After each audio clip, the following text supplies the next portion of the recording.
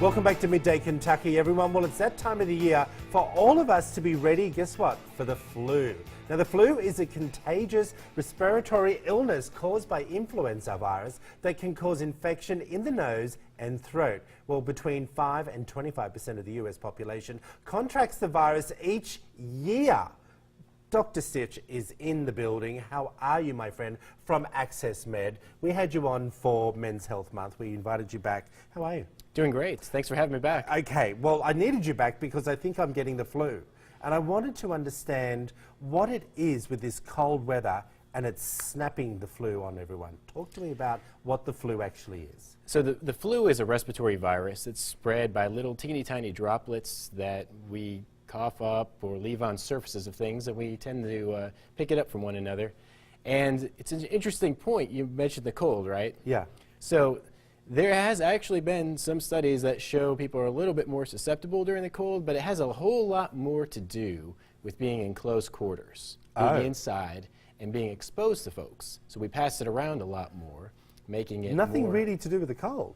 Well, there's maybe a little component to Okay. that. The evidence is like this, it's newer stuff about the cold weather and cell membranes, and it might be a little bit more permeable, but the long and short of it, no, the main reason is because it's more common in the winter, and we're in close quarters with one another, and we tend to spread it around. So why don't we get the flu at the other times of the year? Why is it just the winter? So that's my question to you is, if we're in close encounters with most people throughout the summer as well and autumn, is the cold adding to that? Not necessarily. The evidence actually shows we're outside a little bit more in the fall, so we're a little bit less compacted. But also, that tends to be when it spreads around. Kids are in school, so they're with one another. In the summer, we're out of school, so you don't get that vector as well. So it's the kids' fault. Is that what you're telling me? I'm not going to blame the kids. Eliminate the children, everyone. It's the virus's fault. It's the virus. How do we not get the flu?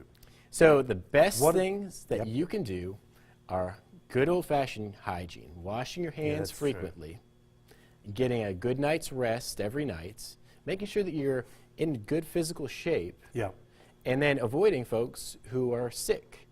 The next best thing that we can do is the flu vaccine.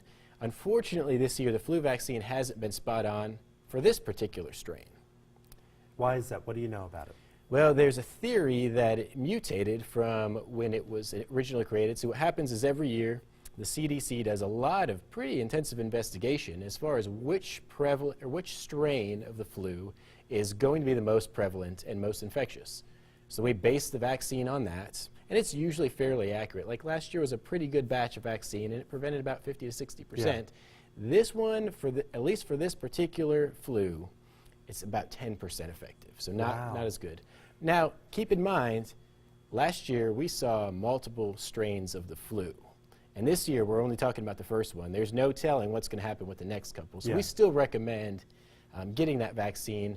And the main reason we do that is because, yes, we want to prevent the flu. We want to prevent that 1 week illness for folks, but we really want to prevent the complications. Those are what we're more concerned about. Longer term effects of the flu. Well, not necessarily longer term. The flu can actually be fatal, especially to high-risk populations. Okay, I've had the flu shot, so I was feeling great. What's the difference between a cold and a flu? So the flu is traditionally thought of as a little bit more severe than a cold. A cold can be a whole host of viruses, and even the common cold has the potential to make people pretty sick acutely, even though it's a virus. The flu, though, traditionally has a higher mortality. And we know about every 50 or 60 years, epidemiologically speaking, we can expect a big bad flu that has a higher mortality that can really make people sick. Okay. What vitamins and minerals do you suggest? Because they say, you know, you've got those airborne tablets and you've got vitamin C extra. Do you believe in those type of things? Should you be taking them as extra precautions? Sure. There's definitely some evidence. The evidence is really mixed on that. Vitamin C has been a long-standing, traditionally recommended vitamin that's supposed to help with respiratory and infections. And that's true. The biggest thing, though, is, again, going back to that balanced diet. You're right. You know, taking good care of yourself, eating well, and making sure that you're getting all the nutrients and vitamins that you need. Vitamin D is another one. Vitamin D has a lot to do with vitality. It's a cofactor, meaning it turns on some protein synthesis, and it helps our bodies produce what we need to. I got you. As always, great advice, Dr. Stich. If you want to find out more information about Access Med, there is all their information up on the screen. I went over to their office just recently, everyone. It's a beautiful office, and you offer so many different services. We appreciate you coming in. Hey, everyone, we'll be back in the kitchen with Alison Davis, and we're taking a look at a healthy recipe with some Asian zing.